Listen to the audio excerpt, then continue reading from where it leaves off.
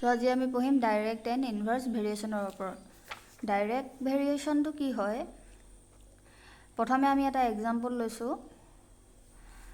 এটা এপলৰ কষ্ট হৈছে 5 rupees। তো 5টা এপলৰ কষ্ট কিমান হ'ব? 25 rupees। মানে কি হ'ল, 25টো কেনেকৈ পালোঁ আমি? 5 × 5। যেতিয়া এপল এটা আছিলে, যেতিয়া এটা আছিলে তেতিয়া সিহঁতৰ কষ্ট হৈছিলে 5 rupees। যেতিয়া এপল আমাৰ 5টা হ'ল, সিহঁতৰ কষ্ট 25 rupees। মানে কি হ'ল, যেতিয়া এপলৰ কোৱান্টিটিটো কম আছিলে তেতিয়া সিহঁতৰ দামটো কম আছিলে। যেতিয়া এপলৰ কোৱান্টিটিটো বাঢ়ি গ'ল, 5টা হৈ গ'ল, 1ৰ পৰা 5 হৈ গ'ল, সিহঁতৰ কষ্টটো বাঢ়ি গ'ল। মানে ইয়াত যদি কম থাকে দামটো কম হ'ব, যদি বেছি থাকে দামটো বেছি হ'ব। মানে কি হ'ল, যদি এতিয়া আমি ধৰি ল'লোঁ এক্স আৰু ৱাই, যদি এক্সটো কম হয়, যদি এক্সটো কম হয় ৱাইটো কম হ'ব, আৰু যদি এক্সটো বেছি হয় ৱাইটো বেছি হ'ব। আমি এক্স আৰু ৱাই যেতিয়া দুটা ভেৰিয়েবল ধৰিলোঁ, ইহঁতক ডাইৰেক্ট ভেৰিয়েশ্যনৰ চাইনটো কি হৈছে, এক্স প্ৰপৰ্চনেল ৱাই। এইটোক প্ৰপৰ্চনেল বুলি কয়, ডাইৰেক্টলি প্ৰপৰ্চনেল। আৰু যেতিয়া এই চাইনটো আমি ইকুৱেল চাইনলৈ লৈ যাম, ইকুৱেল নিম, তেতিয়া আমাৰ কি হ'ব, এটা কনষ্টেণ্ট টাৰ্ম আহিব, আৰু সেইটোক আমি কে বুলি লিখিম। এই কেটো কি হ'ব, এটা কনষ্টেণ্ট। ইয়াৰ ভেলু 1 2 3 4 যিকোনো হ'ব পাৰে। 1ৰ পৰা মানে আনলিমিটেড, মুঠতে ইনফিনিটিলৈকে হ'ব পাৰে। এক্স আৰু ইকুৱেলছ টু কে ৱাই যে আছে, আৰু এই কেটোক যদি আমি অকল কেৰ ভেলুটো উলিয়াওঁ তেতিয়া কি হ'ব, k equals to x by y. ৱাইটো তললৈ গুচি যাব। তো এইটো আমি বাকী যোনবিলাক এতিয়া চাম পাম সেইবিলাকত এপ্লাই কৰি পেলাই চামটো কৰিব লাগিব। চ' কিতাপত কুৱেশ্যন এটা দিয়া আছে, find A and be in the following table if x and Y very directly. ইয়াত ভেৰি ডাইৰেক্টলি বুলি ডাইৰেক্ট কৈ দিছে, কিন্তু আমি ইয়াত চাম এক্স আৰু ৱাই। এক্সৰ ভেলু 8 দিছে, আৰু ৱাইৰ ভেলু 12 দিছে। এক্সৰ ভেলু 10 দিছে, ৱাইৰ ভেলু 15 দিছে, এক্সৰ ভেলু 14 দিছে, ৱাইৰ ভেলু a দিছে। মানে কি, এইটো আমি উলিয়াব লাগিব। এক্সৰ ভেলু 16 দিছে, ৱাইৰ ভেলু b দিছে, bটো আমি উলিয়াব লাগিব। এতিয়া চোৱা, যেতিয়া এক্সৰ ভেলু 8 হৈছিলে, ৱাইৰ ভেলু 12 হ'ল। মানে যেতিয়া কমকৈ আছিলে সিহঁতৰ দামটো কম হৈ আছিলে, যেতিয়া এক্সৰ ভেলু বঢ়াই দিলোঁ সিহঁতৰ দামটো বাঢ়ি গ'ল। এইটো আমি ডাইৰেক্ট ভেৰিয়েশ্যন বুলি ইয়াৰ পৰাই গম পালোঁ। তাৰপৰা ডাইৰেক্ট ভেৰিয়েশ্যনৰ ফৰ্মুলা কি আছিলে, x by y equals to K.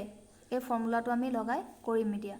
X by Y আমি এই দুটাৰ ভিতৰত যিকোনো এটা ধৰি ল'ম। ছাপ'জ আমি 8/12 ধৰি লৈছোঁ। 8/12 ইকুৱেলছ টু 14/a বুলি আমি লিখিব পাৰিম।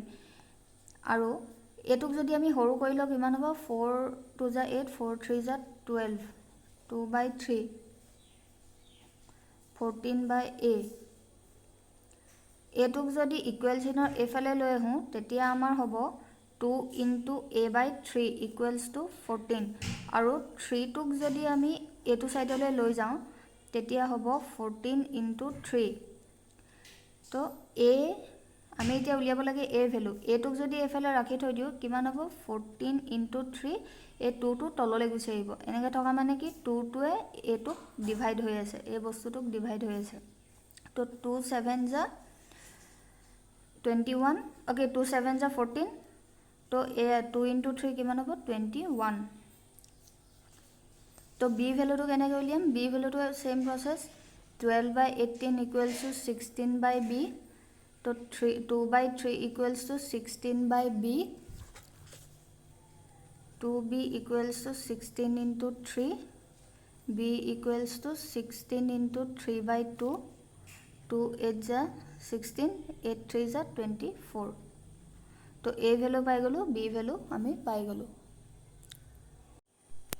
এতিয়া question number 3 টো আছে কি 12 dozen oranges cost 108 rupees, find the cost of 18 dozen oranges. মানে কি কৈছে যেতিয়া orange আছিলে 12 dozen তেতিয়া হিহঁতৰ কষ্ট আছিলে 108 rupees. যেতিয়া এতিয়া আমাক খুদিছে কষ্টটো কিমান হ'ব 18 dozen orangeৰ দাম orange যদি থাকে এতিয়া যদি 12 dozenৰ দাম 108 rupees হয় 18 dozen orangeৰ দাম বেছি হ'ব 18 যদি 12 dozenৰ দাম 108 থাকে 18 dozenৰ দাম obviously বেছি হ'ব যদি এটা এপলৰ দাম 5 rupees হয় পাঁচটা এপলৰ দাম 5 into 5 25 rupees তো যদি 12 dozenৰ দাম 108 হয় 18 dozenৰ দাম বাঢ়ি যাব তো আমি কি লিখিম আমি ইয়াত লিখি লম number of oranges in dozen আৰু তলত লিখিম কি cost in rupees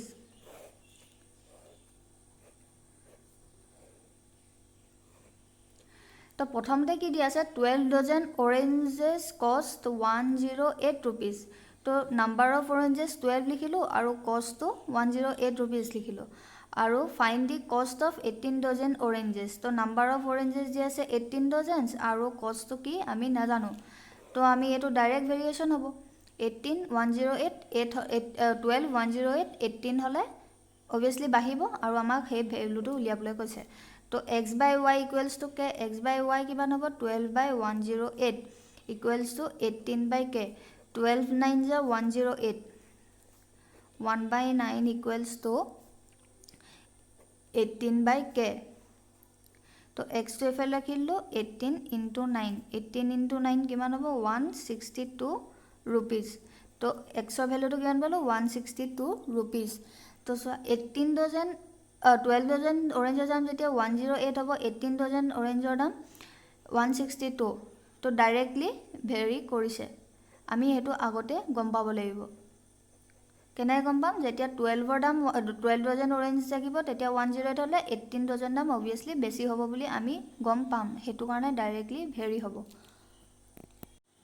তো নেক্সট কোৱেশ্চন তো কি কৈছে an electric pole 30 meter high cast a shadow of 24 meters find the height of a tree which cast a shadow of 40 meter এটা electric pole আছে আৰু তাৰ হাইটটো হৈছে 30 মিটাৰ এটো হাইট 30 মিটাৰ আৰু হিহঁতৰ শ্যাডোটো হৈছে 24 মিটাৰ 24 মিটাৰ আৰু হাইটটো হৈছে 30 মিটাৰ আৰু ইয়াত কৈছে কি গছজোপা উলিয়াব কৈছে যাৰ শ্যাডোটো হৈছে 40 মিটাৰ আৰু হাইটটো উলিয়াব লাগে যেতিয়া 30 মিটাৰ হাইট আছিল পোলটোৰ তেতিয়া হিহঁতৰ শ্যাডো পৰিছিলে 24 মিটাৰ যেতিয়া হিহঁতৰ শ্যাডোটোৱে 40 মিটাৰ হ'ব হাইটটো বেছি হ'ব লাগিব না কাৰণ 30 মিটাৰ থাকুতে ইয়াত 24 মিটাৰ হৈছিল আৰু ইয়াত কৈছে 40 মিটাৰ শ্যাডো ইয়াত 24 মিটাৰ শ্যাডো আৰু ইয়াত হৈছে হাইটটো 30 ইয়াতটো বাঢ়িব লাগিব তো এটো ডাইৰেক্টলি ভেৰি কৰিব তো কি হ'ব